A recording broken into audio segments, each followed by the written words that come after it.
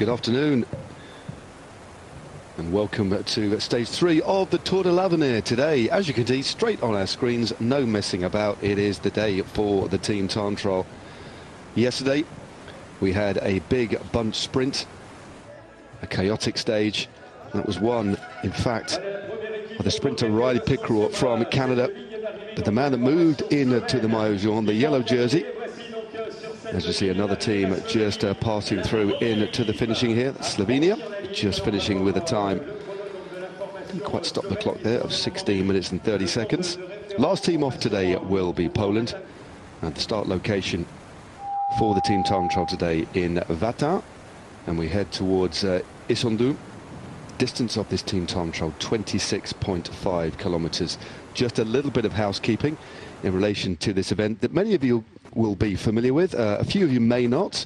3-minute intervals for the teams here, and it is the fourth rider across the line that counts. So the fourth rider across the line, that would be where the time is taken. And we have 28 teams on the grid today. A couple of non-starters as we look. And another team just rounding the corner. This looks like it is the Norwegians, who started quite early on. Just crossing the time there. We should get confirmation of their time very shortly, but out en route at the moment we are looking at the Canadian team. They set off at 14:45 at local time on this gently undulating course. There's a time check, an intermediate split at 14.5 kilometers in Saint-Valentin. We're in the Indre region of France, pretty much in the center, just above the center, but right in the middle of France now as we continue our way towards the Savoie. 2 good stages done and dusted. 2 Maillot Jaunes and another one up for grabs today. And alongside me for the ride, for this quick ride with the tailwind that we have today, is Jens Dekker. Jens Dekker, this is a really particular discipline, isn't it? It's a difficult one to get right, and not many of these teams would have had too many opportunities to actually get this dialed as a collective unit either. No, it's a very difficult discipline, even at the professional level, where teams kind of trained together multiple times, and I think most of these riders might have just done one spin together on the time trial bikes, but probably no race-based training. So I did see the Dutch team has done a recon of this course a couple days ago, just traveling towards the start of this race. So that's one of the teams who will have trained together, but most of these teams just coming in with no real experience together. So it's going to be interesting to see if we can pick up on some of the problems that arise from that. But yeah, that's what team time trialing is about. Yeah, it's about riding. Well, ultimately, because it is the fourth rider that counts, you need to ride at the speed where you can get that fourth rider across the line, not as comfortable as possible, but almost nurturing the rider home. We saw the Team Time Trial in the Vuelta a Burgos the other day. A dress rehearsal for the opening Team Time Trial of the Vuelta. Oh, there's a Team Time Trial that starts off that race, a short one. This is pretty much double the length of that, 26.5 Ks. But again, just in relation to the way this is going to run for the general classification, as we look at the entire complement of the Canadian team, they've got that stage win under their belt yesterday. Riley Pickrell taking the win, just profiting from the Polish rider who ended up finishing on second place on the stage, raising his arms a little bit too early. That was Radoslav Fradchak, put his arms up, but ultimately it was Riley Pickrell with a late lunge that took the win on at the day. Rotem Tene of Israel, the next rider home. We're just going to let the Canadians ride up the road as we look back towards our finish line in Issoudun. Beautiful town here. It's warm day in the centre of France today. It is a rather hot, I think it's fair to say, 33 degrees with that 8km/h wind, which for the vast majority of the day, Jens, will be helping the riders. So it's going to be a particularly quick average speed here for the Team Time Trial. Yeah, it's not a huge wind for the riders to contend with, but it is going to be quick with that tailwind. There is a small rise at the start. It's not completely flat either. Small rise at the start and then mostly downhill towards the finish, with just this last kick up to about 4% in the last couple hundred meters. I think we could look at the times. There's just 2 teams have finished now, with Norway being the fastest finisher with 29 minutes and 21 seconds. But that intermediate time, they're also the quickest. Canada coming quite close, though, only 11 seconds behind them. So But there's only a couple teams through that intermediate yet, and only 2 teams at the finish, so there's a lot still to come.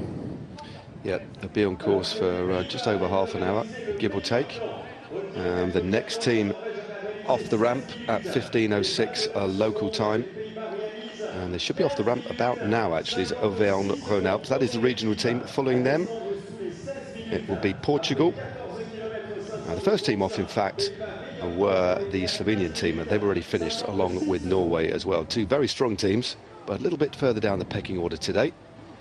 And there's the fastest time at the intermediate split. That is the squad of the Netherlands there with a 15 minute and 56 seconds. So the intermediate split just comes after halfway at 14.5 Ks. As we look at the squad of the Netherlands, still 6 strong.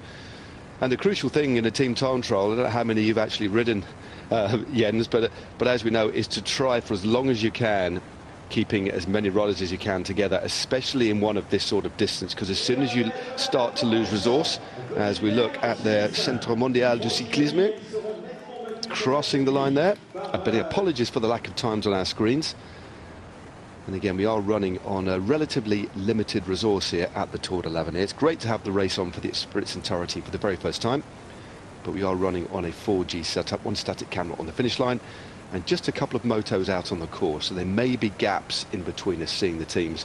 But right now, the squad of the Netherlands look to be moving pretty well.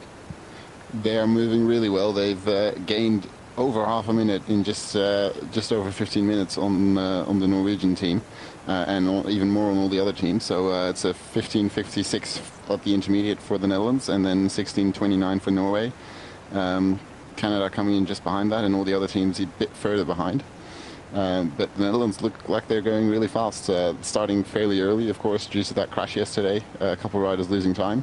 The Norwegian team had all of their riders in that crash, so that's why they're off that early. It's wreaked havoc, that crash, I think. Lots of riders on the ground, and a few riders, important riders as well, losing time. Yeah, we've got a couple of considerable talents that have not started. Max Walker of the GB team didn't start today, the rider that finished inside the top 10 in the Under-23 World Championships, as the clock continues to tick here for the squad from the Netherlands. And also Jonathan Verven of Belgium. So the Belgian team already down to just 4 riders, and that could considerably affect their ability to perform well in the time trial. But we touched on it yesterday as we continued to dwell on the very neatly drilled tight unit of the Netherlands, that there are some idiosyncratic rules here in relation to the team time trial. Of course, the fastest team wins. 4th man across the line for each team is done. As we just see, one of the riders pulling off. His job there is done. That's Kramer. Jesse Kramer did a big pull on the front as we head towards the back end of this team time trial. That looks to me, before we go on to the rules, as we're focusing on the team here, that looks to me pretty predetermined. That was one extra long pull before he swung off to the side there, Jens. Yeah, there was no getting onto the back of that team for Kramer anymore. But these 5 riders still working really well together. There's less than 10 minutes to go for them if they are going to set a good time. And it looks like they are, because they've had the fastest time at the intermediate. And it doesn't look like there's any problems for them. Just a tactical choice to have Kramer pull off, go a little bit harder in the first 20 minutes, and then just ride into the finish. And I think they're here with the goal of winning the stage. It certainly looks like it. As you said, fastest at the first intermediate split, ahead of Norway. And the best part of, 35 seconds quicker than the Norwegian squad.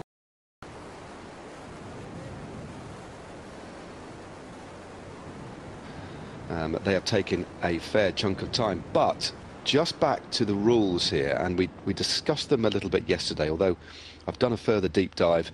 The 4th rider counts, but no team, if you are part of the squad that finished, if you are one of the 4 riders that finishes for any team, no team can lose more than 2 minutes. So the losses are capped at 2 minutes for any team. But if you are the 5th or the 6th rider who isn't in contact with the 4th rider, you will get your own time, and you will have that time for the general classification. But you still risk being eliminated, and the time cut today is 25% of the winner's time. So just to recap that, first 4 riders to finish, the 4th rider, the time is taken. So basically the 4th rider there, everyone there gets the same time. And that fourth rider now cannot lose any more time than 2 minutes than the fastest team in the race. So you could actually get a top 10 that have spread over 2 minutes, and between 10th and the 28th teams, everybody's on the same time basically, but as long as you finished within the 4 riders, if you know what I mean. I think hopefully I've got that across as clearly as I can. Yeah, it's a complicated rule, but we just saw an update to the intermediate times. Belgium with the second time just 2 seconds behind the Netherlands, so they're going quickly as well. They are one of the favourites, but only starting with 4 riders, losing Gilles Gelders yesterday and now Jonathan Vervenne this morning, not starting. So 4 riders, that's a pretty serious disadvantage. But they haven't lost anything, it seems, because that first intermediate is pretty quick. Yeah, that's a very impressive ride. And you do factor in they're going to be exceptionally depleted in resource. Most teams here, of course, starting with 6. 1 or 2 have actually started with 5, but already there are a couple that are severely reduced in number. And the Belgians are, of course, one of those squads just down to 4. But that just shows, had they had the other 2 riders, although that's academic now, they would have definitely pushed the Netherlands for the fastest time. But still time to pull it round. But considering that the Netherlands are now down to 5, just that one extra rider can make it so much difference. There's a longer period of time to recover, but it can also spend a little bit more time on the front or do these short, ever so slightly shorter pulls, but keeping the speed nice and high. As you see, another one of our teams banking in to this final corner. It looks like this is going to be the squad. If you could just get the colours, it could be Ireland coming in. Yep, it is the Irish squad, 4 strong, coming into the finish there. And again, we'll get the time up for you in a moment. They all click the buttons on their head units, and the team time trial for the Irish squad is done and dusted. We'll get you their times as soon as we can, but 4 strong for the Irish team. They were a little bit down at the first intermediate split. Well, there we go. It's going to take some acceleration to get back in contact with the Belgians, because Jens, these guys are absolutely flying. They've started with 4, they've got to finish with 4. So they'll be hoping that they're all relatively even matched. In a situation like this, the last thing you want is one rider that's particularly suffering, and that's when teamwork really comes into play. And I think it's fair to say that if you are not a great day, the team time trial can be one of the most brutal disciplines to take part in, because you just cannot dictate what's going on at all. It's all about turning yourself inside out and suffering. Yeah, I think looking at the Belgian team, there is one rider there who's likely to suffer. Their GC man, William Junior Lesser. He's just a small climber. He's really good uphill, but probably slightly less suited to this slight downhill run towards the finish, which they're on right now. As we see, one of the Irish riders coming in slightly behind his teammates. But the rest of the Belgian team, Alex Segaert, the European time trial champion in the under-23s, and Wout van Mechelen and Lars Kaps are really solid classics riders. So it's going to be hard for the climber to hang on to this, but they don't really have a choice. The 4th rider across the line counts. So even if one of them would have a mechanical problem, they'll have to wait. It's that's the difficulty of this situation. Time trial on the 3rd day. A couple of riders already out of the race, makes it very difficult for a team that's already lost a few riders. So there is the updated time check, and here are the Canadians just coming through. One rider just off the back there. Again, we just heard that Riley Pickrell was in that little unit. And actually, they've only just lost a couple of the riders in the final, so they would have ridden for the vast majority of the day with 6 riders helping keep that average speed nice and high. But meanwhile, this is the formation of the 4 remaining Belgian riders. And as you said, they're in a difficult situation here. Quite often, or it can be the case, should I say, that the rider that's eyeing the GC, if they're a lighter climber, can actually really suffer, but the other riders really need to make sure they look after each other. A lot of communication goes on as well here, but remember there's no radios allowed in the team time trial, as Leclerc just jumps onto the back wheel there. Proper team time trial formation here. Looks like they're probably going to be doing about 20 or 30 seconds on the front, and some of the stronger riders especially on these flat, ever so slightly downhill sections. Might be doing longer turns than that over this sort of distance. Yeah, here we see one of the Mexican riders, and that's an issue because the Mexican team crossed the line quite a while ago, and I assume they're not going to have the best time. They haven't got the best time. In fact, they're already 2 minutes behind on Norway, and Norway will not even have the best time at the end of the day. And with that time limit, was it 25%? Yeah. I think it was going to be about 7 minutes, maybe slightly over that, depending on how fast the teams actually go. But 7 minutes is not that much to lose, and if you're dropped from your team, you can in fact lose time in the GC as well. But even worse than that, you could be outside the time limit. But here's the Netherlands. Well, the Netherlands crossed the line. A little bit of a gap there to the fourth rider. Those last few surges, seeing riders just losing the wheel. The key for the team time trial, if you can, is to keep everybody as close together so you're not spread. There's no point in the rider in front surging clear because the time isn't taken until the fourth rider across the line. So as well as being a skillful discipline and a hard discipline, you need to keep together. It's one of the best illustrations of teamwork, because you're only as strong as your weakest rider, basically. You're only as fast, should I say, as your weakest rider in a situation like this. And especially when you're younger, you can quite often end up in a team time trial situation where there's riders almost with a point to prove, but that can be quite unhelpful. So if there's somebody that's a lot stronger than another, it's not about making it faster. They might just spend a little bit more time on the front, and keeping that speed as smooth as possible, especially on the uphill sections, is really a fine art.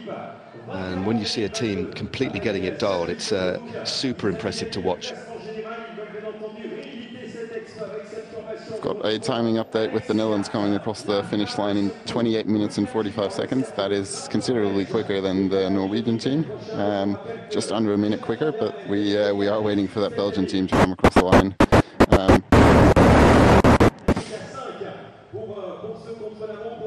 Apologies for the little bit of picture breakup. But yeah, that is a very quick time by their squad from the Netherlands, 28.45, as you said. The Canadians came through in 29.51, so well over a minute. That rate of pace for the first half continued through to the second half, so the team from the Netherlands maintained that very high average speed.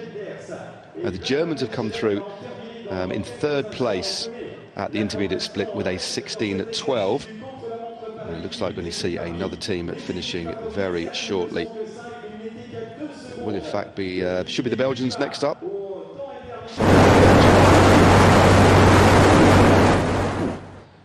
There we go. Slightly loud sign of the moto, and the unmistakable sight here of the team from the United States of America. Luc Lamperti, Matthew Riccicello, Ian Lopez de San Roman, Brody McDonald, Artem Schmidt and Colby Simmons. That is the United States team. Again, apologies for a little bit of the picture break-up here as the moto waits for yet another team to pass by. The team that followed the team of the United States of America will actually be the Spanish team, so they may be the next team that we see on the road. Ooh, the crash in the final corner. Well, he needs to get up quick. Remember, he's the fourth man to cross the line, so he's obviously a little bit dazed here, and he's limping across the line. Well, this is where the time is going to be taken. That is not good to see. This young lad is in a state of distress, and he can hardly walk his bike across the line here. What a shame. Never nice to see. Now, this is going to be interesting for the rules here, because he's not going to be able to get any assistance. He needs to walk himself across the line with his bike in hand, and that's why he's holding onto his bike. He's taken off his head unit. The clock still hasn't stopped. His chain is off. Well, that is something you do not see very often. That lad still has not crossed the line, and he needs to get a little bit of medical attention there just to make sure he's okay, because he hit the barriers at very high speed there. Not good to see at all. And as a result, they've dropped. Well, they haven't actually given them the time yet. The Netherlands still the quickest, Norway second, Ireland third, and the Centre Mondial de Cyclisme, the UCI, are there in fourth place at the moment. That is a respectable time, but that was an awful crash coming into the corner there, Jens.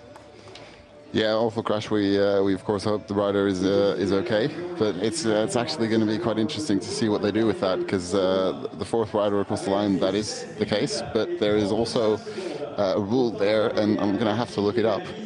But I think there is a rule that an incident in the last kilometer will not result in any time loss. But if that's the fourth rider across the line, I'm not sure what's going to happen with that. Yeah, it's going to be up to the commissaires to decide that one. Yeah. I'm not going to speculate, but just be aware that possibility might be there, that they just give the time of the third rider across the line there because of the incident in the final couple meters. And I think, given the fact it was so very close to the line, clearly rider error, but the fact that that lad picked himself up when he should have really received immediate medical attention, he was clearly dazed and confused. I hope that the commissaires do take the time for the third rider there. That would be a shame for the Belgians, but first and foremost is the health and safety of these riders as we head out onto the course. And this is the Japanese team, and it shouldn't be too long before they're coming into the finish. Actually, they started just 3 minutes behind the Belgian squad. They've already finished, but already they're on the outskirts of the town of Issoudun in this beautiful Indre region of France. The River Thiois coming through. This is our first glimpse at this rather technical run into the line here. I don't think the Japanese are going to trouble the time of the Belgians, but they are down to just 4 riders here. It does sort of look like there's one rider who's currently at the front still on a road bike, so I don't know if that's been an issue or if there's just a rider without a time trial bike. But they've actually done quite a good time at the intermediate, less than a minute behind the Netherlands. And even beating the likes of Ireland in the World Cycling Centre. And there we see the time at the finish. It's a really strong time by Belgium. That is impressive. Now, they've clearly taken it on the... well, one would imagine on the third rider to cross the line there, because they were very evenly matched at the intermediate sprint, at the intermediate split, should I say. But they have made it by just 1 second. The Netherlands now into second place with a 28.45, as you can see. Norway 29.21, and Ireland just behind them, as we look at the team of Spain, already down to 4 riders as well. In fact, 5 riders. One was hidden. They were riding that tight as a unit. One of the riders was actually hidden. Diaz Zabala, a former professional rider himself. And at the moment, they are looking pretty good. Very close to each other's wheels. A couple on the skis at the back. And you can really tell, can't you, from this angle, the riders that spend more time on a TT bike than others, can't you? Yeah, just seeing 2 riders not on the extensions there, that's not a great sign for the Spanish team. I don't think we're looking at the Spaniards to as favourites for this team time trial, but they definitely want to keep their GC hopes up in the general classification, so it's up to them not to lose too much time.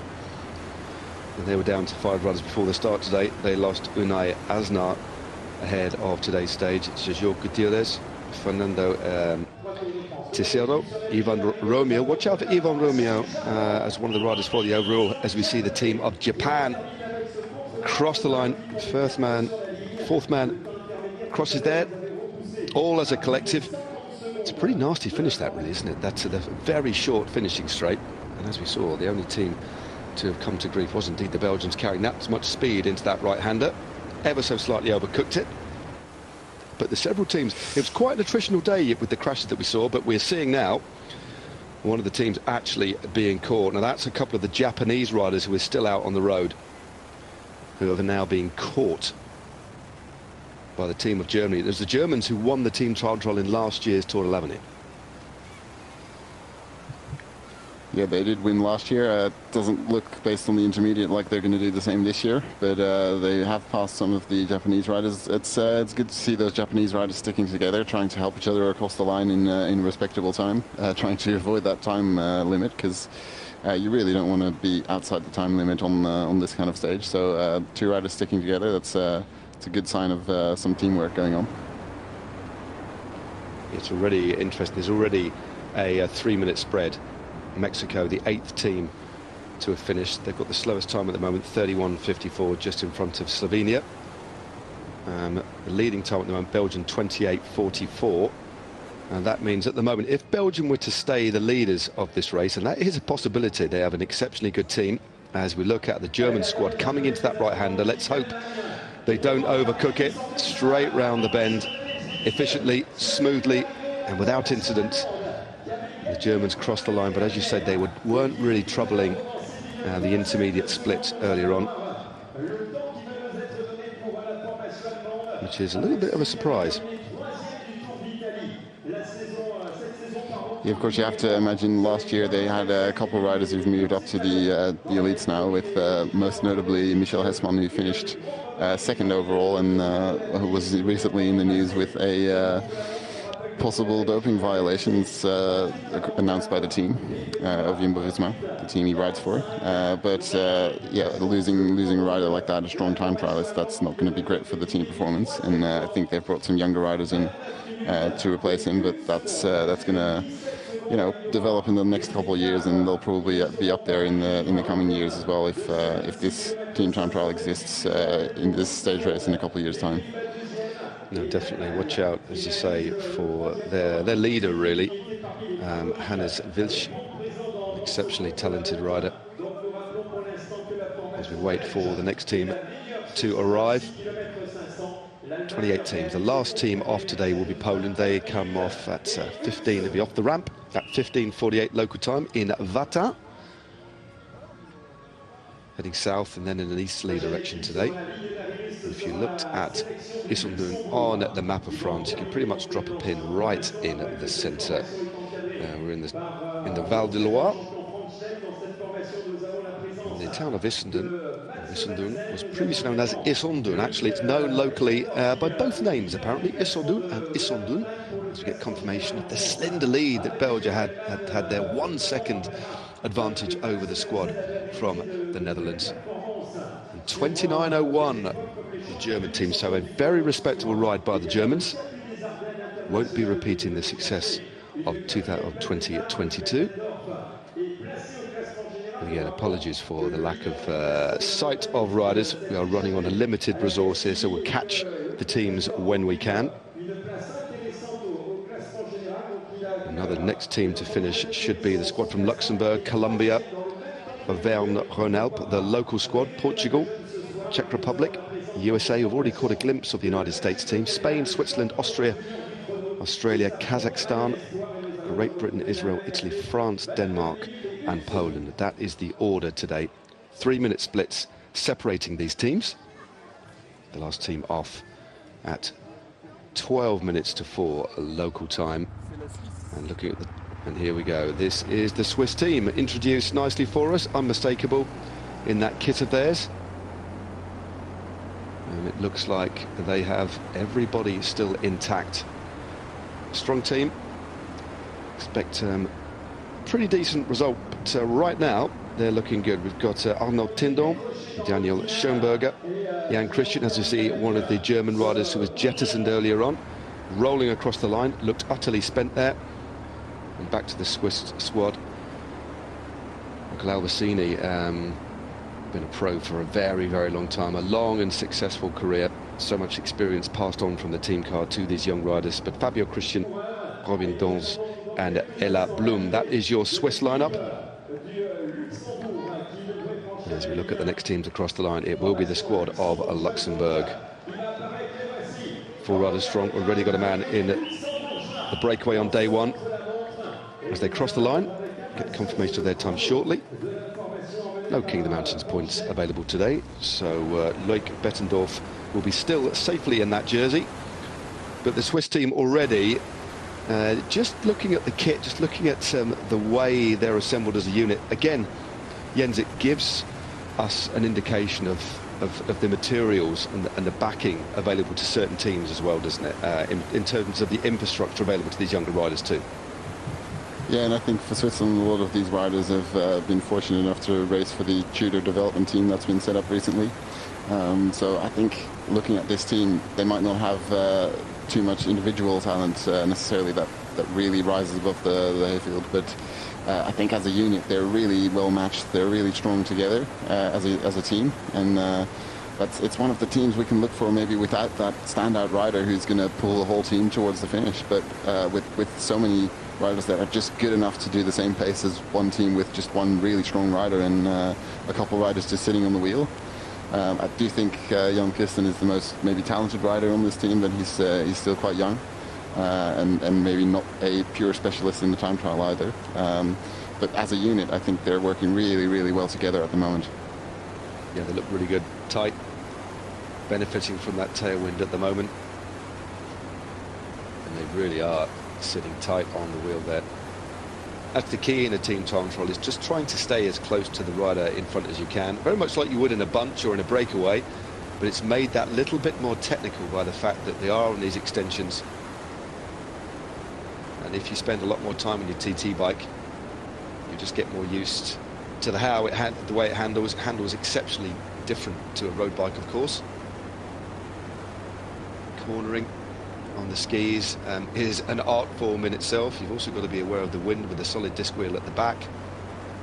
It's just the way they hand into the corners, the way your body weight is distributed over the bike is so different, Jens, isn't it? It really is something that we see the big Grand Tour contenders spending multiple hours every week, especially ahead of the Grand Tours, because the time trialing discipline is so massively important.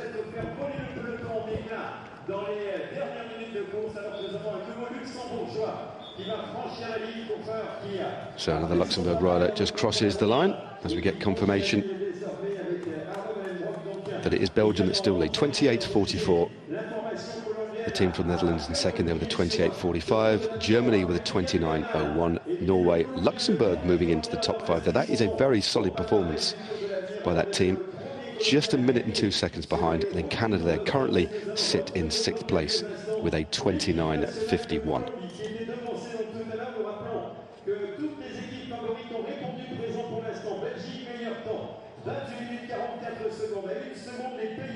So the crowd sit and wait in this beautiful sunshine here.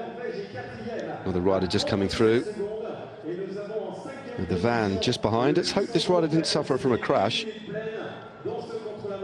Weaving all over the road. It looks like it is, in fact, one of the German riders there. Confirmation of that. The German started with a full complement today. Currently sitting up there. Pretty decent time. Third with a 16.12. But the next team to finish should be Colombia. And then the local team, well, say the local team, the regional team of Auvergne-Rhône-Alpes will be next up. So Colombia will be the next squad to finish. And here they are coming in through to the finish. It looks like they've lost one of their number. With a pretty tight little foursome coming through to the line here. The last sprint, nice and tight. That's what you want to see. Everybody linked together. No gaps, or no discernible gaps between the wheels there. So a good, solid, disciplined ride there by the Colombian team as we look to the awful situation that just happened about 15 minutes ago when the Belgian team came to grief. One rider hit the barriers. But despite that crash, incredibly, as you can see, Belgium still leading the team time trial in stage 3 of the Tour de l'Avenir.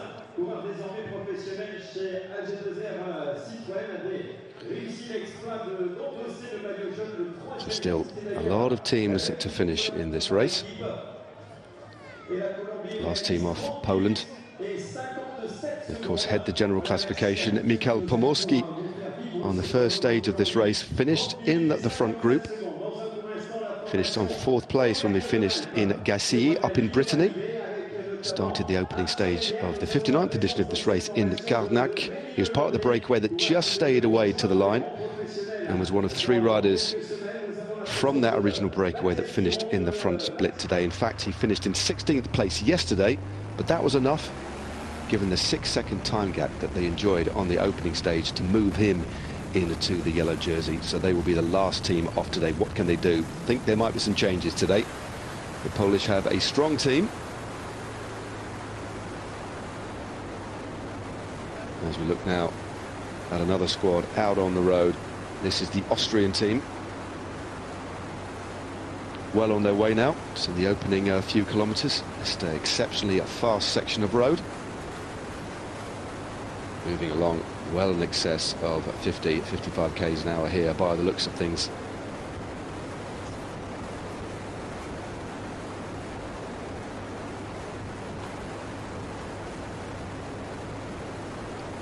So the Austrian squad fully dialed in formation in the early part of their team time trial. The Australians will follow them, then the squad from Kazakhstan, then the depleted team of Great Britain. Max Walker not starting. Big shame for the British team. Not too sure exactly what happened to Max, but there were several riders not starting today. Clearly it must have been because of the big crash we had with about 10 kilometres to go. There's an enormous split in the peloton. It was out of sight of our cameras. Peloton eventually knitted itself back together, but there were several riders, or more than several riders, who were caught behind. And clearly many of those have succumbed to their injuries and have not started again today. So next team through, this should be the Auvergne Alps Rhône team, or Portugal. Let's have a little look. This is the Rhône team. Very disciplined ride by the looks of things. Only lost one rider on the run-in. So the fifth rider there, taking the same time as the fourth, of course. Get confirmation of their time very shortly. It's interesting to see, actually, there with one of the riders losing contact. I don't think they did the best time, so we're probably going to see the Auvergne-Rhône team losing 2 minutes, and then that one rider losing much more time, even much more than the time he lost on the road, due to that weird rule that we've got. Exactly. No, as you said, anybody outside of the fourth rider, or if it happens to be, well, the fourth rider takes the time, but anybody outside of that time will get their own time, as you say. So the time of the team plus the 2 minutes outside of the 2 minutes. So it is quite strange. So what you're trying to say, Jens, is that you could just finish 2 or 3 seconds behind your team, or behind the fourth rider, but then lose the best part of a minute and a half, let's say, if your team lost 3.5 minutes, rather than just losing 2. So it's everybody knows the rules. I hope they do anyway. I hope their director sportifs and road captains have studied that rule. But what it does mean, as we look again at the situation at the top, still the Belgians lead by 1 second from the team from the Netherlands. And a further 16 seconds back, we have the team of Germany. And what it does mean is it just keeps things, it means the race isn't over. I do understand it, as complicated as it might be, especially for the riders just finishing off the back of the fourth riders across the line, without wanting to bog us down too much. What it does do, it leaves the race.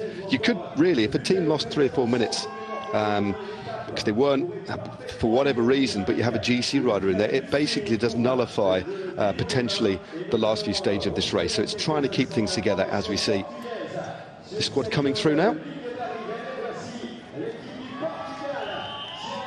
And this is Portugal just crossing the line. It should be a pretty decent team. They were certainly less than 3 minutes behind the Auvergne-Rhône Alps team. Next up will be the Czech Republic. Looks to be a pretty decent ride by the Portuguese team. Remember, they've got Antonio Morgado amongst their number. Finished runner-up in the Under-23 World Road Championships back in Scotland, so a real talented rider. So they definitely, you would imagine, have their eyes on possible, or at least possible stage wins, or some of the punchier stages, as we take a look at the Kazakh team. Yeah, we got an update from the intermediate time with the third time on the road for Spain. Just looking at, I think, 11 seconds behind the Dutch team at the intermediate, so they're right up there.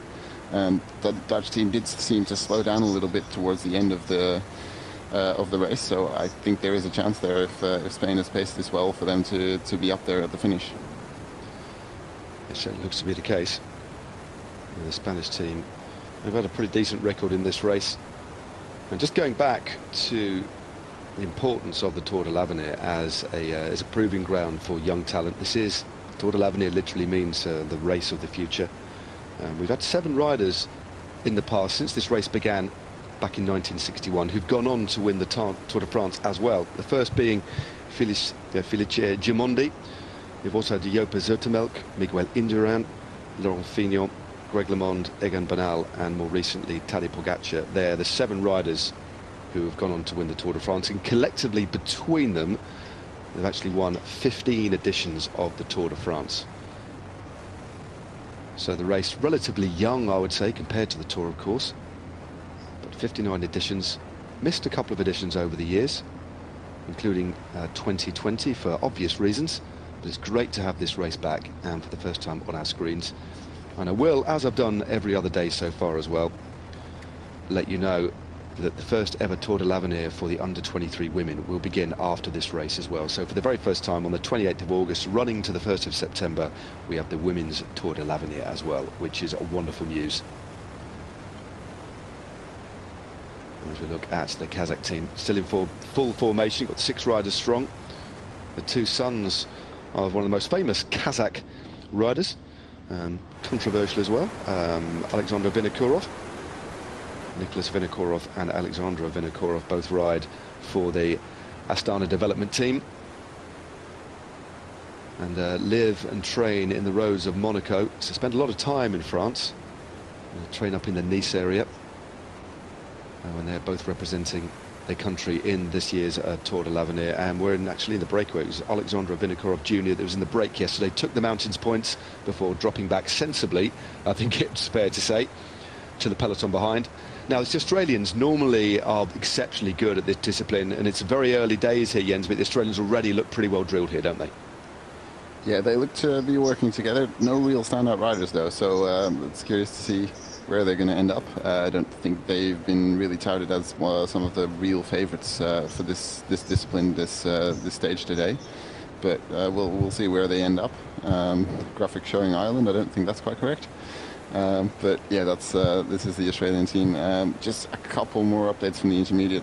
Pretty quick time by Switzerland in 4th place, just behind Spain. Just 14 seconds off the time of the Netherlands, and the United States coming in I think 7th place, but just over half a minute behind.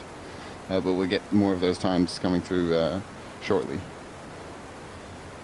Again, apologies for the lack of graphics on the screen for us.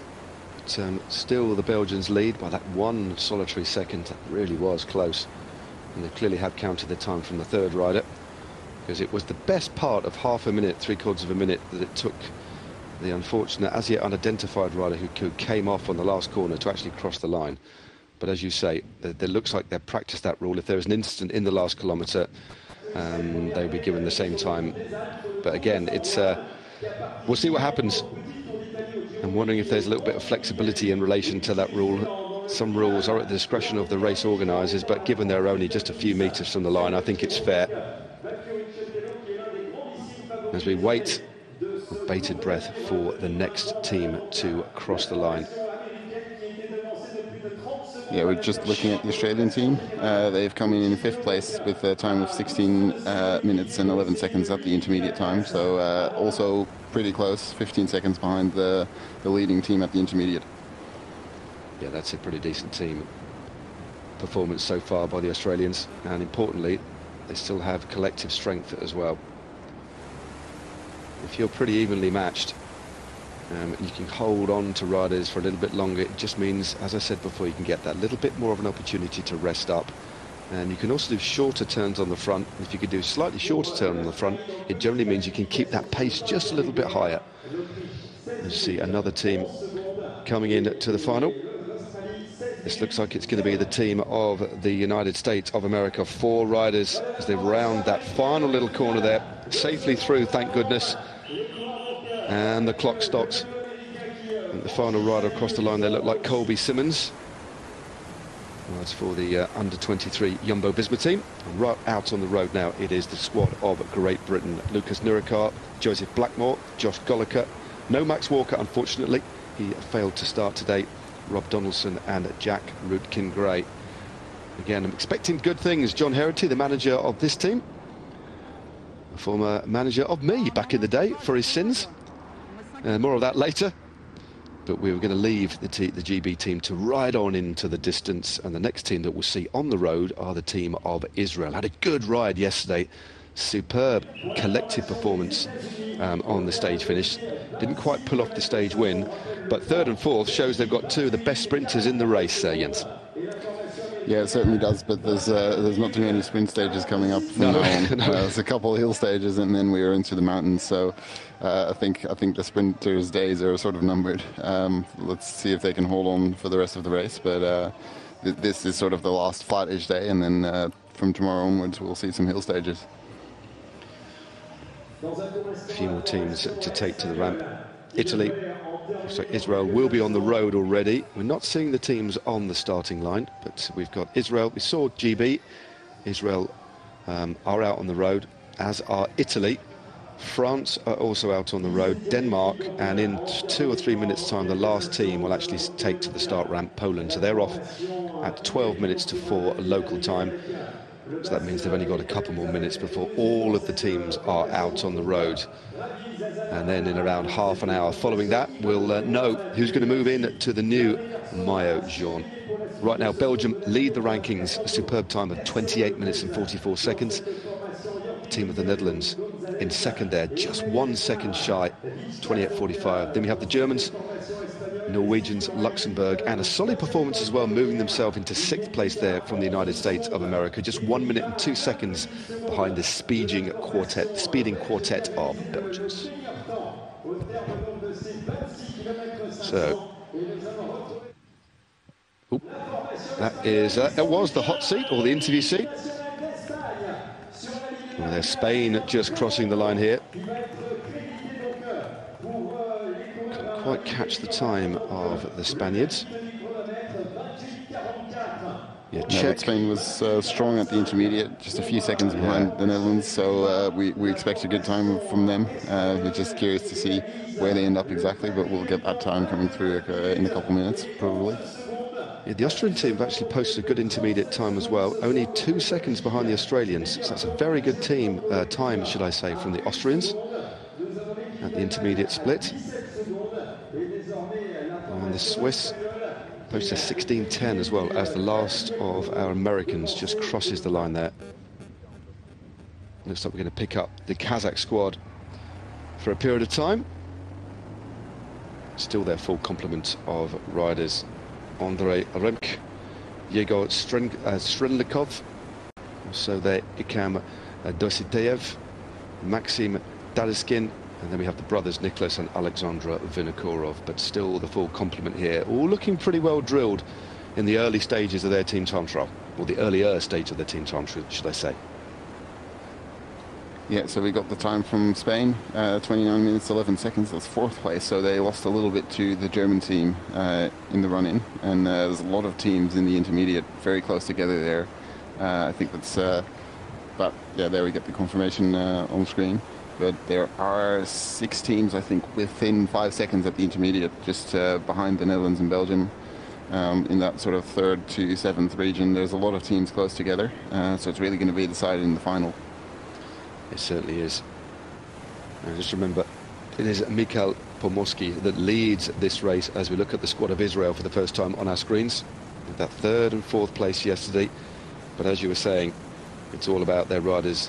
Well, the terrain certainly changes from tomorrow. We just get punchy stage after punchy stage, and then it morphs into a mountain race towards the last few days, including an individual time trial. Over the 8 days of this race, we have 9 stages. Saturday's stage is split into 2. An individual time trial followed by a very hilly but short mountain stage. That's going to be a very intense day of racing, an intriguing one to watch. Not maybe so nice to ride, but Israel right now working well as a unit, but only doing pretty short turns on the front there. You can see one man dropping down very quickly indeed down the line, but all moving pretty good, pretty decently. As you see, the Swiss team cross the line. They posted a good intermediate split. Belgium still leading. Let's have a look at what the time will be for the Swiss. Kazakhstan have posted 16.45 at the first intermediate split, so that's a good 30 seconds down on some of the fastest teams. Spain, as you were saying earlier on, Jens, 29.11, 10 seconds quicker than the Norwegians. You really get the sense of the pace that they're riding at here in the Team Time Trial. Very quick. With that little bit of a tailwind and then a tail crosswind to the finish line. The wind has thankfully changed direction ever so slightly from yesterday, then a nagging headwind for the vast majority of the day on the stage that took us to Chinon as we continue our route through the centre of France from the northwest down into the southeast. So we start this race in Brittany and we end up in the Auvergne-Rhône-Alpes region of the race. The terrain shifts as we move through this beautiful countryside, but a warm day today.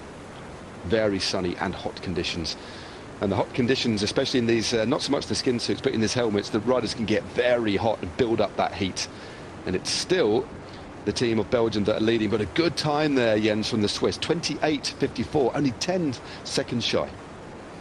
Yeah, really good time. Not enough for the win today, and with a couple more teams coming up, maybe not even enough for the podium. But it's a strong time, and if we're looking at GC, they've got at least one rider who is looking decent for GC, and it's not a lot of time lost for the riders from the Swiss national team. So that keeps them in contention for the overall, and I think that's probably a good thing that we don't see too many big gaps coming into that final weekend with big man stages. Yeah, just looking at the GB team here, still looking good. 5 riders strong. Didn't start with Max Walker today, unfortunately, but still 5 exceptionally gifted riders with their eyes on the general classification here as well, especially with Lucas Nourcart, an exceptionally gifted climber, rides for Trinity Racing. Jack Root-Kincray also in the mix there, 4th in the recent under-23 World Championships held in Glasgow, Scotland, and under the tutelage of the very experienced team manager John Herity. He's been around the scene for many years, spent a period of time on the continent riding the pro scene, former British champion as well, and also a very decent chef.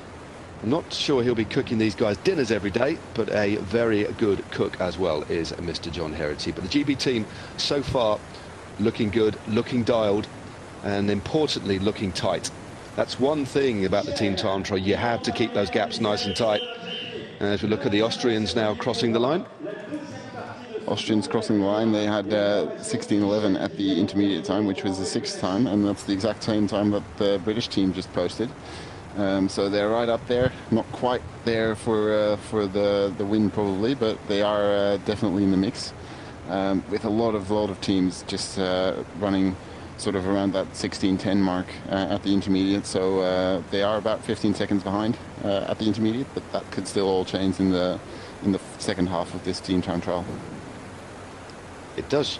Again, we knew the Belgians were capable of posting a good time, but the fact that they're already down to 4 riders at the very start just shows how good a collective unit they are. That is enormously impressive, whatever way you slice it. Starting with 4 riders on a course this long. I wouldn't say this is a super long Team Time Trial, but it's not a short one either. 26.5 Ks is a real stern test with that drag up at the start, a little bit of a climb, and then dropping down, and a little bit of a kick up to the finish. So where you see the finish line, where it swings round to the right, it is actually up a short climb, or a drag, should I say, for the best part of a kilometre. It's important that everybody stays in contact for as long as possible, especially that 4th man, remember. Well, this is a good study of what it takes to ride an effective Team Time Trial. Again, it looks like one of the riders there, well, they're all on TT boats. I thought for a second, as we look at Italy, one of the GB riders was on a road bike, but it was my mistake. And now it's the turn of Italy, or it's the turn of us to see the Italian squad out on the road. They sit with the rider in 2nd place overall, Giacomo Villa.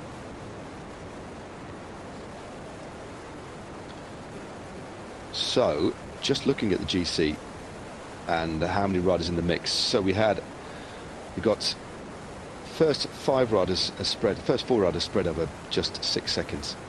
And then we have, it's the top 75 riders spread over 6 seconds basically. Then 76th place, pretty much half of the field are then at well over a minute, coming in at 6s and 7s after the difficult day we had yesterday. Just trying to see who the first placed Belgian rider might be, and it's Vlad van Melken, but he's out of the race. No, he's still in the race actually. It's Verven who's out, and Gilles Gelders, he is the best placed rider from Belgium at the moment. So all could come down to this.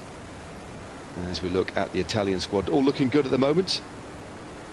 What kind of time can they set early on? But they've got their full complement, and the longer they can keep this together, the better. Yeah, we do know the time that Austria just set at the finish line, 28:57, which is really close to the podium, but not quite on their fourth place. And this is the Australian team, which was also right up there, just 2 seconds quicker than Austria at the intermediate time. So we do expect Australia to be very close to the podium at the finish line at the moment. A couple teams still coming in, but it's looking pretty good for Austria, and also we're expecting for Australia. And just another update, not as good a time for Israel with 16:50 at the intermediate. That's I'll have to count how many places that is down, but it's not in the top 10 anyway. No. Yeah, Italy are the fourth from last team on the road. The team approximately 3 minutes behind them will be France. And then we have Denmark, and then Poland. Anders Foldager, the previous yellow jersey wearer, he'll be in green. I'm not too sure that he'll actually be wearing the green jersey today for the team time trial. Most likely he'll be in his Danish skin suit, but does lead outright the green jersey competition. And then, of course, Poland with the last team off, with the race leader Michał Pomorski. And Frecsak, well, and the data forget from him, still a solid second place, but certainly not in the fashion he'd have wanted it to be. Put his arms up, 5 meters to go, and was out-lunged, outpaced by Riley Pickrell. And plies his trade for the Israel Premier Tech Continental team. A fine victory from the Canadian. But the Italians at the moment, Jens, still looking pretty decent, aren't they? Keeping it nice and tight and still have their full complement. Yeah, pretty solid team. I think they don't really have those pure time trials. They've got a lot of really solid climbers in their team, but working together well, and hopefully for them setting a good time. We just got an update from the finish line with Australia setting the equal third time, same time as the Swiss team, just 10 seconds behind Belgium. Here we get the update, but they do give Australia in third place, so just outpacing Swiss by a couple milliseconds probably. Indeed, just fractions of seconds there, as you said. Belgium still leading though, just ahead of the Netherlands by 1 solitary second. 9 seconds further back. That was a very decent time by the Australians to put them into third right now. Switzerland, Austria, Germany, Spain, Norway, Luxembourg and the United States of America rounding out the top 10.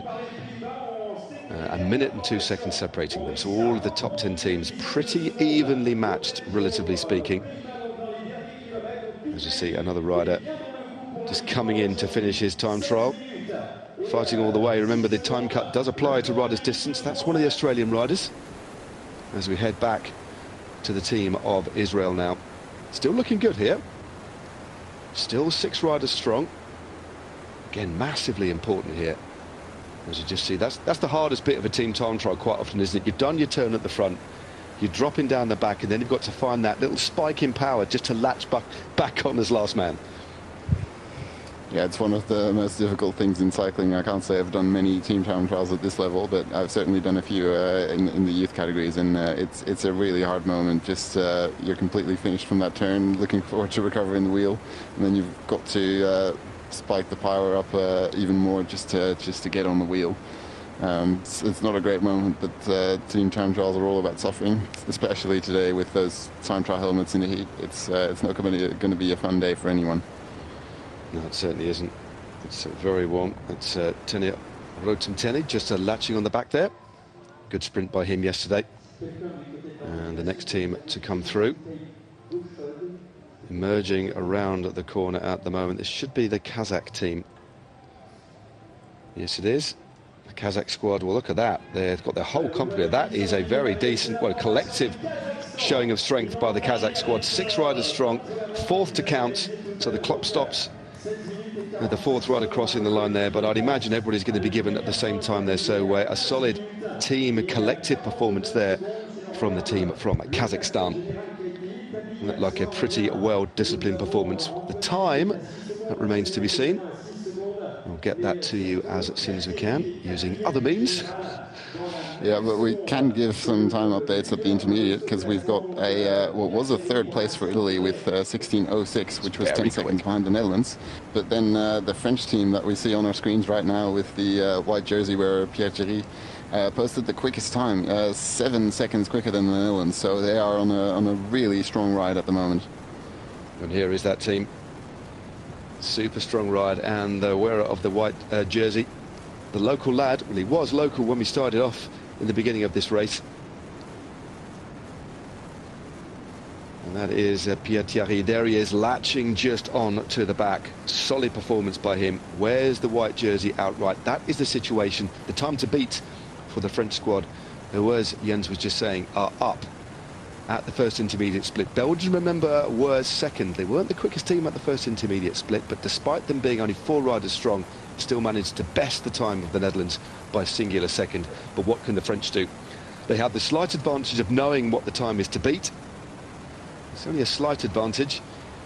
Still doesn't means perhaps that you can pull just that little bit harder, but you've got to be minded not to split the group. Real discipline. Such a skillful part of our sport, the Team Time Trial. As another squad just wends their way into this final corner. This is the team of Great Britain. Oh, nearly didn't quite overcook that one, but 5 riders strong. Well, GB finished, started without Max Walker. Let's see what time. They weren't the quickest at the intermediate split. Just wait and see what time that the British collective have managed to post. So the Kazakhs posted 30 minutes and 3 seconds. So a solid performance, but it isn't going to trouble the leaderboard. Just over a minute and 10 shy, or slightly more than that. Minute and 20. But yeah, the French team, 15:49 at the first intermediate split is very, very fast indeed. And they continue to ride with a full complement as well. Well, 1 rider down, shall I say now. Just a few moments ago, they just lost that other rider. Can this man in the white jersey move himself into the yellow jersey? Right now, Jens, they're doing a very good job. We could see a Frenchman in yellow at the end of the day today. Yeah, if they go as quickly over the second half as over the first half, I think we are going to see a rider in yellow from coming from France. But there's still 2 teams to come at the intermediate, so we'll have to wait to confirm if they're actually the quickest at the intermediate. Britain posting a 28:55 at the finish. So still right up there, but not quite fast enough to get the quickest time. That's a 5th place for Britain. It was interesting to see there in the French team, Mathis Rondel sitting on the back.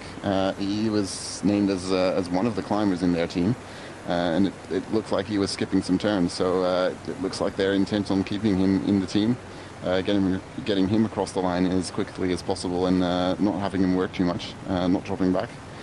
So that's just an interesting thing to note going forward. We didn't really know who their GC leader was going to be, and it does seem like Rondel is a protected rider. Yeah, good spot there. As we look at the Italian team, their riders also starting to struggle here. It's Alessandro Romelle, the man at the back, who's just missed a turn here. And that will start to slow things down just a little bit when you start to do double turns. And well, actually, it's an important. Can you just explain, Jens, what a double turn is in a situation like this? It's pretty much the same in a breakaway, but doing a double turn is pretty difficult, isn't it? Yeah, in this case, we saw one of the riders just sitting at the back, and just 3 riders at the front. It just means the workload goes up and up. We've already lost 2 riders here for Italy, and if another rider starts sitting at the back, then it just makes it so much harder for the other riders. And you see, they were working really well together. They don't look to be working that well together right now. We're seeing some gaps. We're seeing 2 riders sitting just on the normal parts of the bars, where not in the aerodynamic position, and that's not a great sign for them looking forward, because they did have a good time at the intermediate. But I'm not sure if you call it, there is a new time at the intermediate. Denmark has gone even quicker than France, just 5 seconds quicker, in fact. So that's a really, really solid time. Yeah, that's a good performance by the Danes. Now, their best placed rider overall is Carl Frederick Bevort, and that's based on countback. And then they have Simon Dolby as well. So they've got a couple of riders up there in the general classification. A couple of riders fell away after the split yesterday, including the man in the green jersey, Anders Foldegger, who of course was away in that break. Strange circumstances, but that's now consigned to the past, because now coming through into the finish, this is the squad of Israel. Now I do know it's a pretty solid performance. 5 riders there, one just off the back, might just be given a separate time there. That will be very close, but well into the last kilometre of this race, given that the position on the course is the Italian team. And here they are. That's quite a technical little chicane. 4 riders down, posted a good intermediate split, but as we were just discussing, now down to 4, and they are getting a little bit ragged. It's Pellizzari, Guido Pellizzari, who's suffering at the back here, missing turns, forcing the other riders in front to hit the front again, increasing the fatigue in the legs. Maintaining this sort of speed so much easier when you have opportunities to rest, but when you have to hit the front with little or hardly any opportunity to rest, all that does is diminish the speed at your disposal. But there's nothing you can do when you suffer. It's so difficult at these sorts of high speeds to have any form of recovery. Although Pellizzari now is moving through and sits in third wheel, so it should be a decent time. They're certainly going to beat the time of the Israeli team. They're well inside, but this is the squad that has set the fastest intermediate split. They're renowned for their prowess on the track in the team pursuit formation, but right now they're doing it on the road as well. Yeah, only 4 riders left though, so that is not an advantage. Just 4 riders. They did start with 6, but they've got a couple really good time trialists. I think it's probably time with the final team has just run through the intermediate check with Poland, posting a 16:38 time, which is them outside of the top 10, but just the top 5. Denmark 15:44, France 15:49. Then the Netherlands and Belgium with 15:56 and 15:58 respectively, and then Italy, sort of the first of that long list of teams very close together with 16:06. But we saw Italy struggling already. I think it's going to probably be between Denmark and France if they don't slow down massively in the second half. It certainly looks like it. This is the team of Italy coming into the finish. Poland have posted a 16:38 at the first intermediate split, so they are way down. Well, best part of half a minute and more as the Italians swing into the final finishing straight, the short finishing straight. A solid ride by the Italian squad, and the clock stops. Don't think they'll trouble the top part of the leaderboard, but the Danes well on their way now, and there's only one team behind them. That is the team of the Poles. But Denmark into the second phase of this team time trial, and as you say, 4 riders strong. We've seen another team do it. We've seen Belgium. They are still the fastest team by 1 solitary second, so it can be done. But it means the riders on the front just going to have to spend that little bit more. And you can notice the rider on the front now, I can't quite identify, is doing one heck of a pull, isn't he? That's a one long turn on the front. Yeah, as I said, there's a couple really strong time trialists in here. We've got especially Gustav Wang and Carl Fredrik Brevoort. Those are probably the best time trialists in there. Just looking back through those results, you'll see a World Junior Time Trial Championship for Gustav Wang in 2021. That took place in Belgium, and Brevoort as well. One really strong time trialist. He was 4th in the Junior Time Trial Championships in 2021, so also a second year under 23. Those 2 riders just pulling this team along, but the others who are still in here, I assume, still doing really well.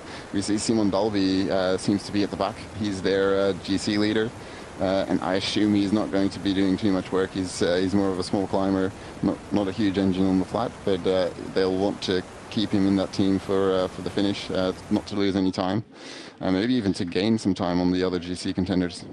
Exactly. Well, here we go. This is the Italian team. They finished, I think it's in 8th place.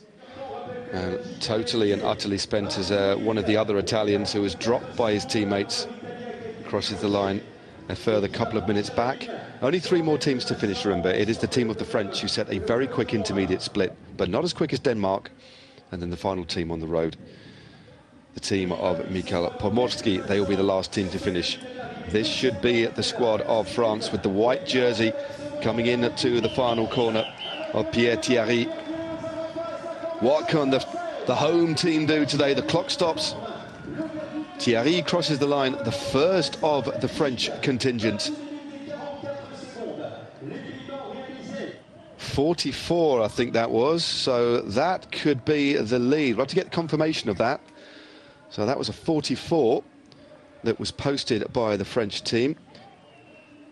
Well, if it was in fact a 28:44, that's the exact same time as the Belgian team. So that's going to be really, really tight.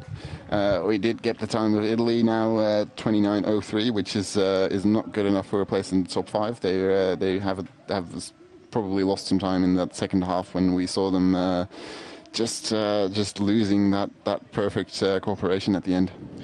Well, it's a 28:26 by the French, so the French have blown the time of the Belgians out of the water. They continued the incursion into the best time and actually went even quicker, and there it is. Congratulations all round for the young French team here.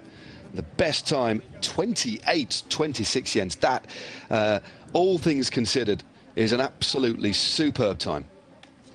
Yeah, it's a bunch quicker. It's, I think, 18 seconds quicker than the Belgian time, if my maths are correct. And I should say I'm not the best at maths, so that we'll have to wait to confirm that.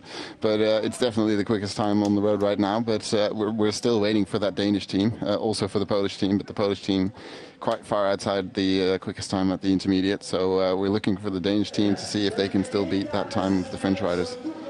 Well, there it is, 28:26.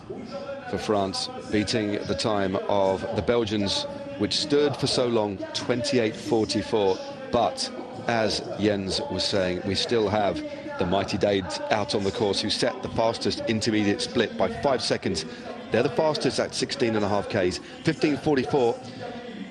5 seconds quicker than France with a 15:49, and it won't be too long before the Danes come round the corner. There is the slow motion replay of the man in the white jersey for France, Pierre Thierry, leading round the corner. In fact, the best young rider in the race is Michal Pomorski, but the French rider keeping it warm for him. Will he be the outright leader of this race, or will one of the Danes take it? It's going to be very close.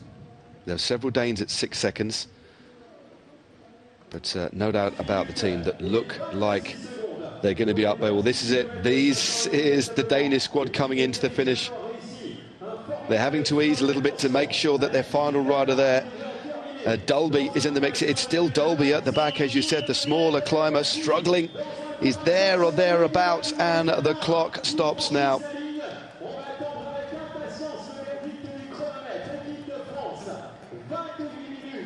Yeah, we're just going to have to wait for the confirmation of that time. They're going to be very close. Yeah, it's a 26. So it looks like it's the same time. Or unless they were just saying it's the same time as the French. So we'll wait and see.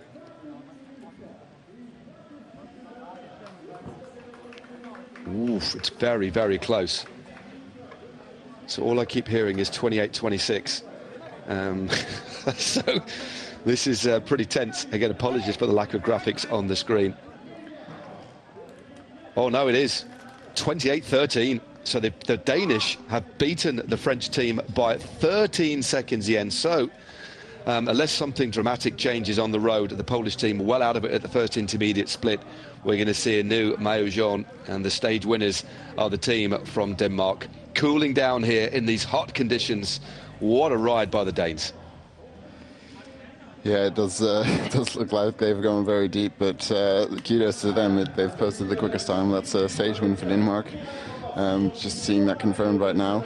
We'll have to wait for the official results, but this seems like Denmark has won the team time trial in a decent margin as well, 13 seconds ahead of France. Belgium in third, and then the rest of the top 10 has just slid off our screens. But yeah, not too big gaps though.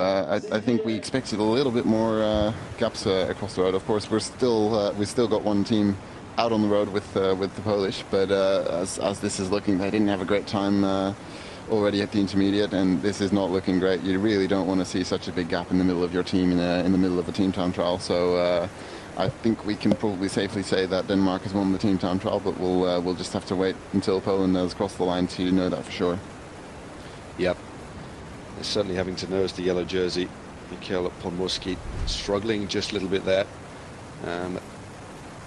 This is the moment that the Danes rounded the final corner into the finishing straight, nursing the man at the back there, Simon Dolby. You've identified as the man for the general classification, but look how much it has taken out of the team. It is one of the hardest disciplines out there, but they have taken the win. I think it's fair to say, as we look at the GB team, stripped to the waist, tried to cool down as best as they can. The race not over yet for the team from Poland, but they were nowhere near, and as we saw, they're starting to struggle just a little bit, although the yellow jersey now, Pomorski, moving through to the front. Still a special day for the Polish team after disappointment in the sprint yesterday. Wearing the maillot jaune in the Tour de l'Avenir for any rider at this stage of their career it's an important day, isn't it? Yeah, absolutely. Great 2 days for Pomorski. First getting a top 5 in the stage on the first stage in that breakaway, and then getting the yellow jersey on Kampbach in the second stage. But now this it looks like he's going to lose the jersey. We'll have to wait for confirmation who is going to take it. Probably, well, it's definitely one of the Danish riders. Haven't quite seen who it's going to be.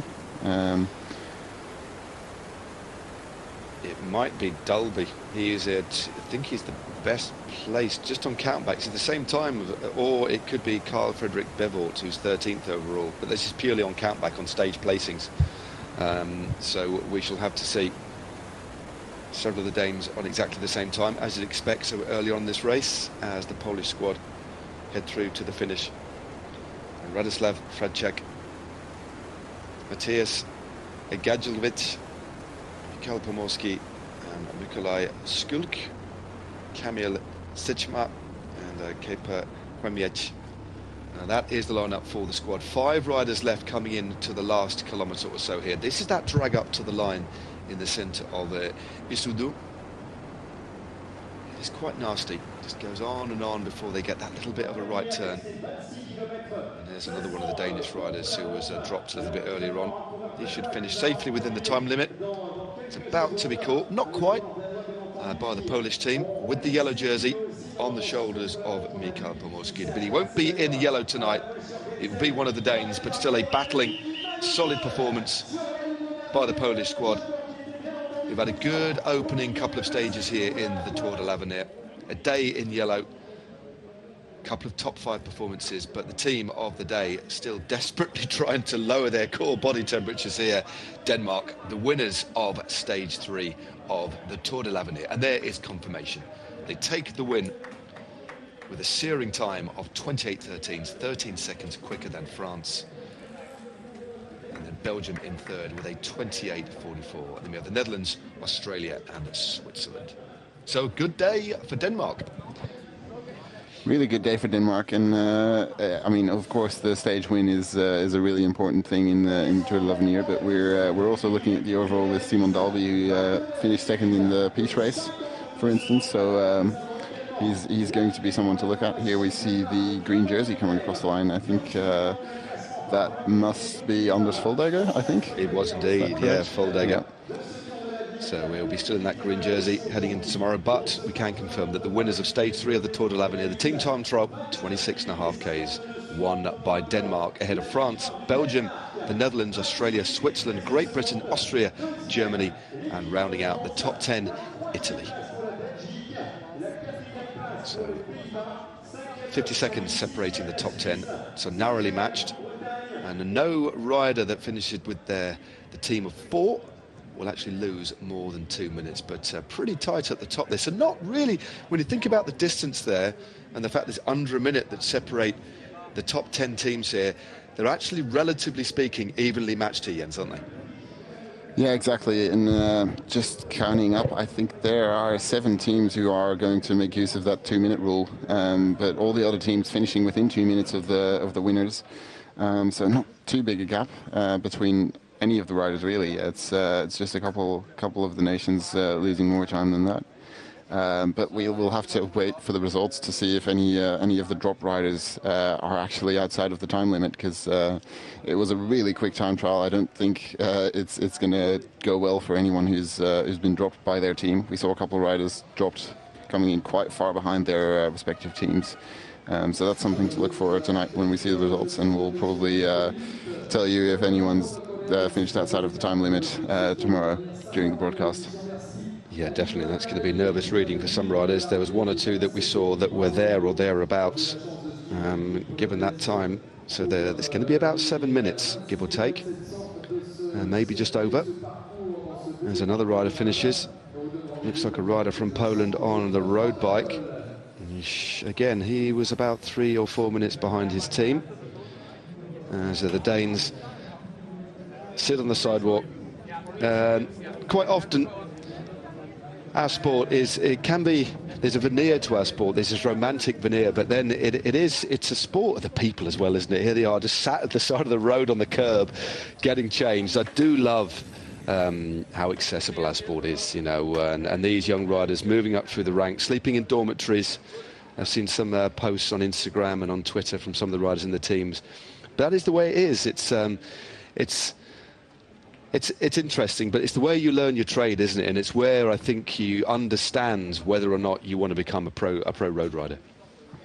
Yeah, it was Thibaut Delgoso, the Dutch rider, who posted on Twitter a couple pictures of his the sleeping arrangement that the Dutch team had to deal with, and it really didn't look that great. But that's something you get quite often in these smaller races. You know, it's not a professional race. It's not a race where the teams can just bring all the food trucks and all the just a team chef. They don't really have that here.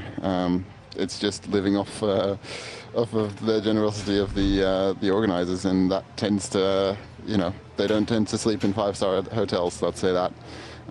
But that's part of the cycling journey. It is part of the cycling journey. It's I've slept in many dormitories over the years, but it's the same for everybody. The same treatment is given to all of these riders who, as you say, are taking the first steps on their professional careers. Many of these riders, especially for some of these bigger teams, these more well-known nations, with real depth in talent, we will see these riders riding the Grand Tours, the classics, the big races of the future.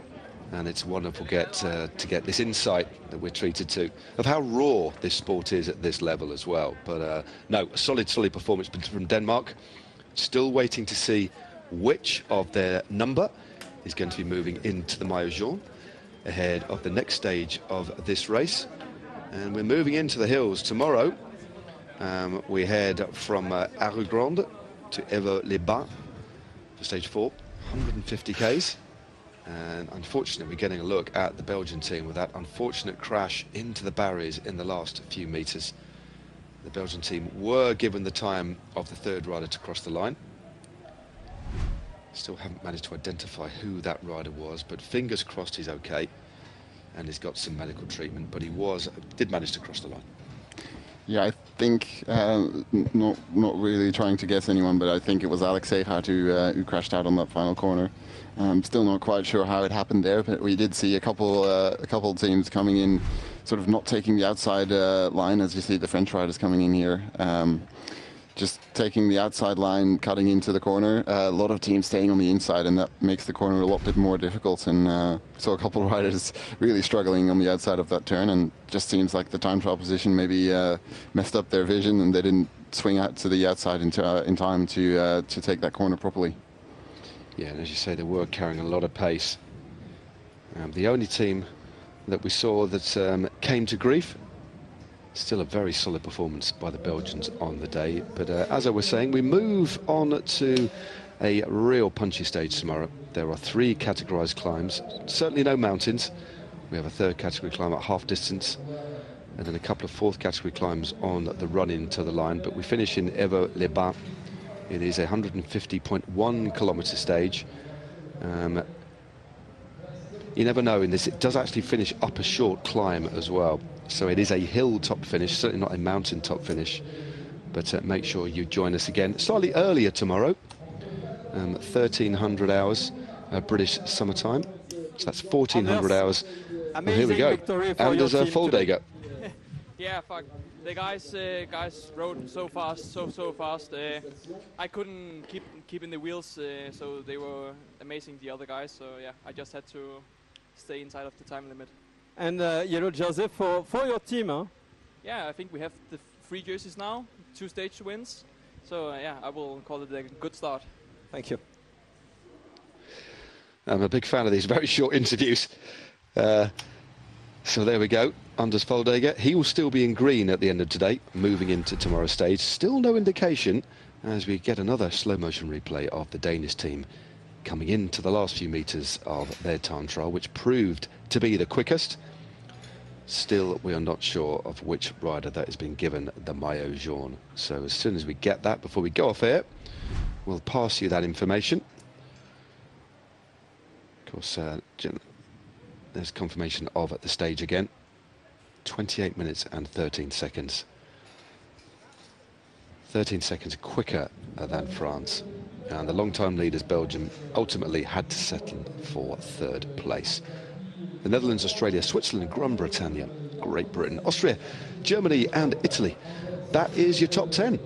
As we move neatly into stage 4, we travel a little bit further south. Don't travel too much further east or west tomorrow. We due south for the start town in Aigues-Rondes, and then we wend our way in a southwesterly direction towards Évaux-les-Bains. Make sure you join us then for the next stage. We'll stay on air just in case we do get confirmation of who is our new race leader. But a completely different parkour tomorrow, and another stage, I think it's fair to say, Jens, that is going to promote and be the catalyst for some super aggressive racing based on what we've seen so far on the road stages.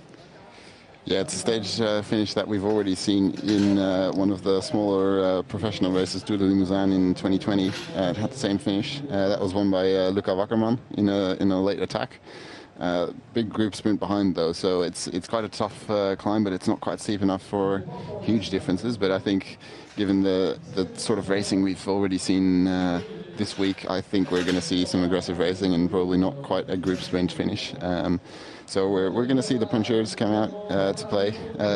Probably not quite so different from the sprint names that we've already seen. But a couple of those sprinters will find that finish really hard. Looking more at the likes of Francesco Bussato, that type of rider is a slightly more punchy sprinter to survive, or of course a late attacker could also make it to the line tomorrow. It certainly looks like it's set up for something like that. We could be completely wrong, of course. We've already had a first bunch sprint of the race yesterday, and that was the only stage that was expected to be a bunch sprint, although there were numerous attacks on the run-in, and a day that was punctuated by the maillot jaune being up the road we just spoke to. I'm wondering if Anders Foldager potentially, Jens, was maybe thinking, well, it's too late now to change things, but I'd imagine he had pretty sore legs after yesterday's foray off the front. Yeah, he did say in the interview that he was feeling the legs after yesterday, so arguably the Danish team could have gone even quicker if he hadn't have done that, but they invested yesterday trying to win another stage. Didn't work out for them, but they've won the stage today. But that also did mean that the other riders were mostly sitting back and relaxing in the peloton yesterday, although we did see some more attacks of their riders yesterday towards the end of the stage. But yeah, it didn't cost them too much in the end. They still won the stage today, so kudos to them. Indeed. No, good day for the Danes. One of the riders will take at least a 30-second lead in.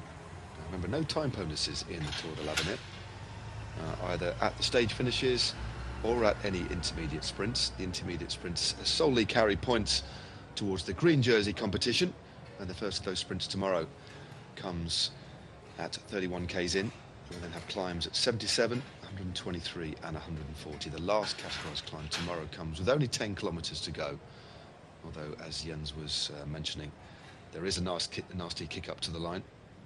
Whether it will split things considerably, we don't know. Well, there we go. It is Carl Fredrik Bevort who moves into the lead ahead of his teammate Simon Dalby. So that is confirmation of the new maillot jaune in the Tour de l'Avenir heading into stage 3. Carl Fredrik Bevort of Denmark leads his teammate Simon Dalby just ahead of Pierre Thierry of France. Then we have Rondel Huens, French, also there too. Vlad van Mechelen is there in 6th place at 31 seconds.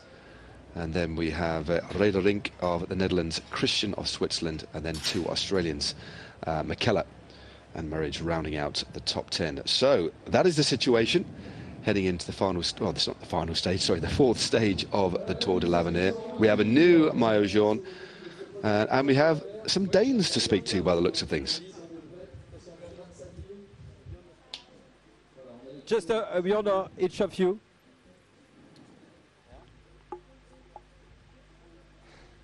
Yeah, about the. Yeah, I think we all pretty done after hard team time trial. It was warm and it was hard to really find the top speed in these conditions.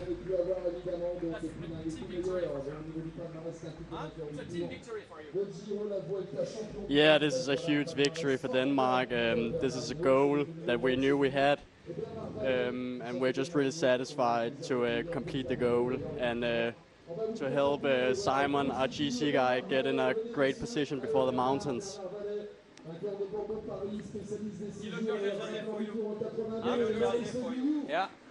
Yeah, it's a yellow for me, but yeah, just overall we're just very happy with the performance, and yeah, to gain some time against the other GC competitors, and yeah, we just drove very fast today, so it's good.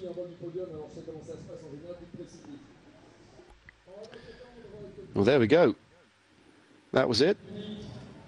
Interesting point of view there from our team, and also nice to have a word with the brand new maillot jaune, Carl Frederick Bivort. And there it is again. Bivort leads Dolby. Dolby being the general classification hope for Denmark, and Thierry running out the top three as we head into stage 4 of the